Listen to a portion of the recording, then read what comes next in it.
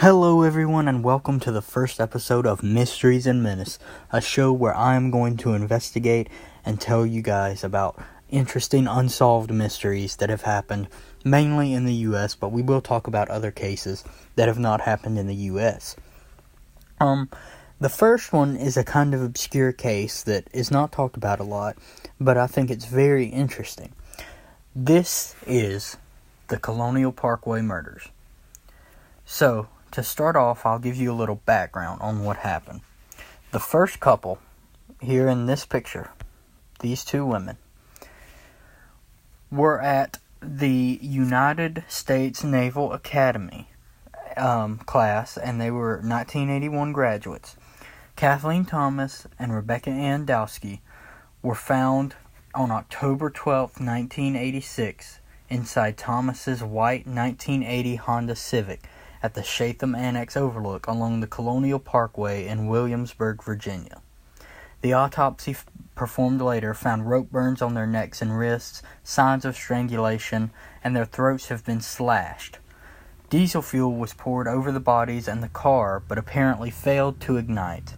Their purses and money were found inside of the car, and it appears that Thomas may have struggled with her attacker as a clump of hair was later found between her fingers. Both women were fully clothed, and there was no evidence of robbery or sexual assault. The second couple, David Knobling and Robin Edwards, were found shot to death in the Ragged Island Wildlife Refuge on the south shore of the James River in Isle of Wight County near Smithfield, Virginia. Knobling's black Ford Ranger pickup truck was found at the refuge parking area next to the James River Bridge with the wipers and radio on and some articles of clothing inside. 3 days later, the two bodies were discovered by Knobling's father and search party along the water's edge of James River.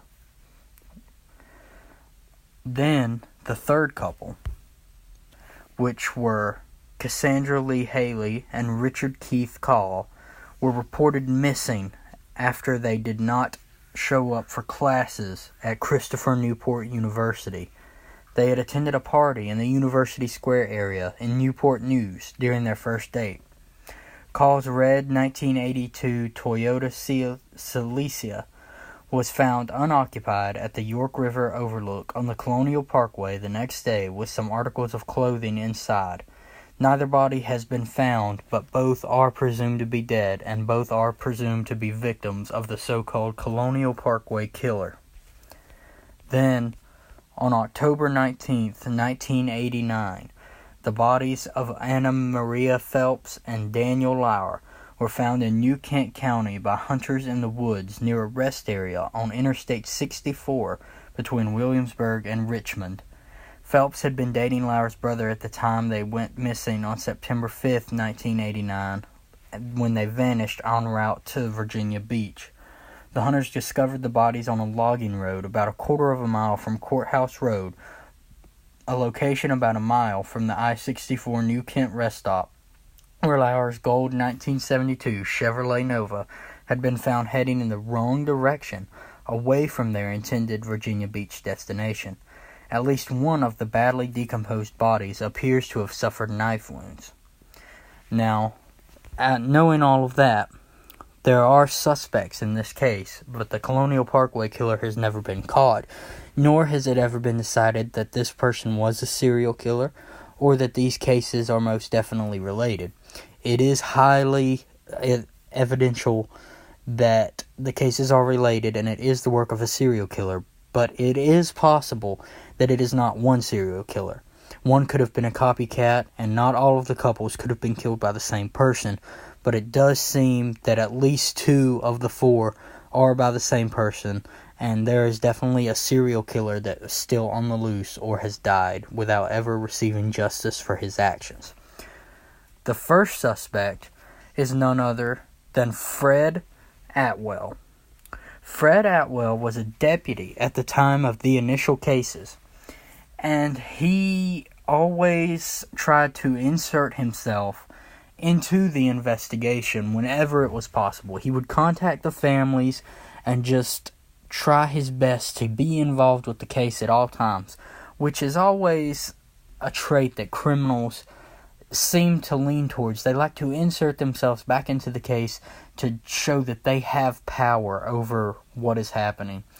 And nothing is really evident toward this theory other than the fact that in most cases of these killings here, the windows were rolled down, and it doesn't seem, none of the windows were broken, I don't believe, and it does seem like Fred's deputy status could have been able to, pull the cars over, and that would easily cause the driver to roll their window down without, being scared, or he would not have to force his way into the vehicle at all because he did have that deputy status.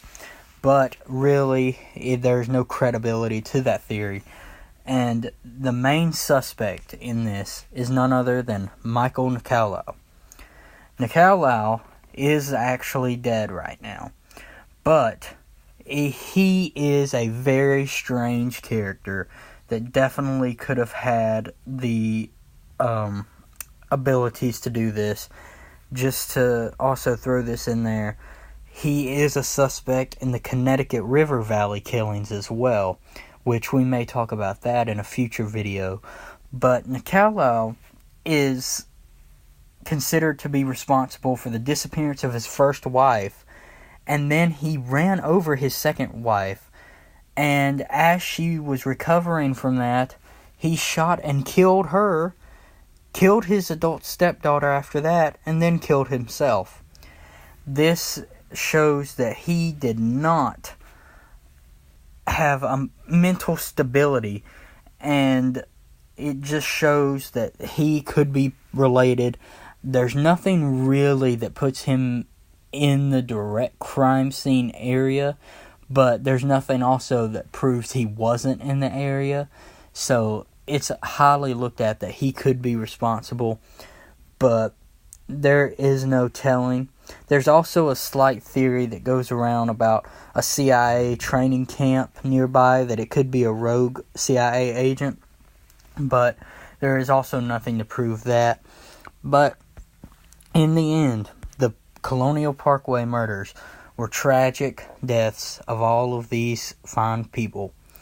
And sadly, even though the investigation remains open, it probably will not be solved. So in memory of these people that lost their lives to this apparent serial killer, we respect you, and we hope that your killer is found. Thank you guys for watching. That will conclude the first episode of Mysteries and Menace. Let me know what unsolved mystery you would like to see next, and I appreciate you guys for watching. And this mystery will remain unsolved, but maybe, just maybe, these deaths can receive justice if the killer is found. Thank you guys for watching.